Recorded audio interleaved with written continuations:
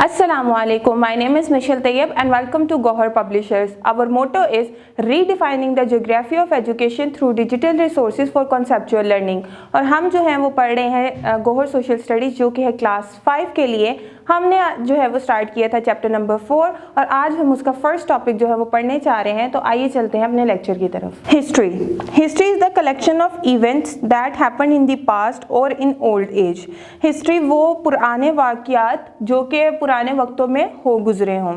In a book of history we learn how the people in the past lived. History के ज़रिए जो है वो हम जानते हैं कि जो पहले के लोग थे वो किस तरह की ज़िंदगी बसर करते थे।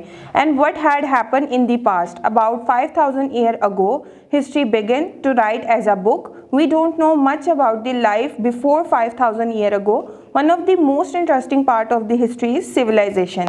वो कहते हैं कि जी हिस्ट्री से जो है वो हम पता लगा सकते हैं कि पहले के लोग किस तरह से ज़िंदगी बसर करते थे, यानी कि 5000 साल पहले जो लोग थे वो किस तरह से ज़िंदगी बसर करते थे, क्योंकि हिस्ट्री जो है वो 5000 साल पहले लिख जाना है वो शुरू की थी और उससे पहले जो है वो हमें नहीं पता कि लोग किस तरह से अपनी ज़िंदगियों को गुजार रहे थे।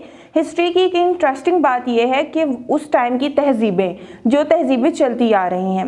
नंबर 1 पे वो कहता है 4A पार्ट में द बिगनिंग ऑफ सिविलाइजेशन यानी तहजीब की डेफिनेशन देख लेते हैं। The modern and most developed culture of any social society is called civilisation. In the study of civilization, we learn about the way of urban cities' lifestyle of any society. The earliest civilization was developed between 4000 to 3000 BCE. अच्छा जी, वो कहते हैं कि किसी भी society का जो एक मॉडर्न कल्चर है या एक मॉडर्न जो अपग्रेडेशन आती है उसको हम तहजीब कहते हैं।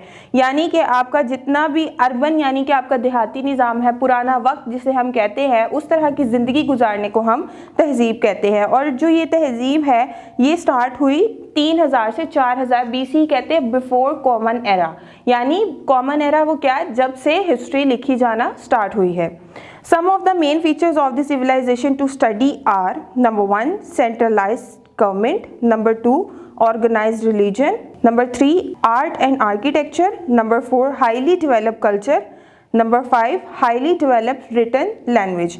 अच्छा जी, इस टाइम पे जो है वो गवर्नमेंट का निज़ाम, फिर उन्होंने एक ऑर्गेनाइज्ड रिलीजन, यानी उससे पहले कोई इतना ऑर्गेनाइज्ड रिलीजन नहीं होता था। जिस कबीले के लोग होते थे वो थोड़े से लोग जो है वो मिल के अपना एक मज़हब बना लेते थे। फिर इसके अलावा जो उनकी आर्ट और आर्किटेक्चर है जो आज तक फॉलो की जाती है।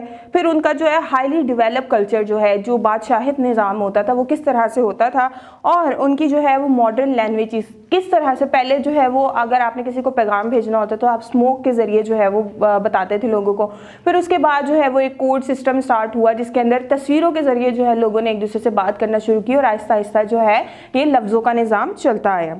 Some of the oldest and famous civilisation are Greek, Roman and Gandhara civilisation. इसमें वो कह रहे हैं 3 जो है वो मोस्ट कॉमन जो है वो सिविलाइजेशन है, जिसमें ग्रीक है, रोम है और गंधारा सिविलाइजेशन है, जो कि बिलोंग करती हैं बहुत पुराने वक्तों से।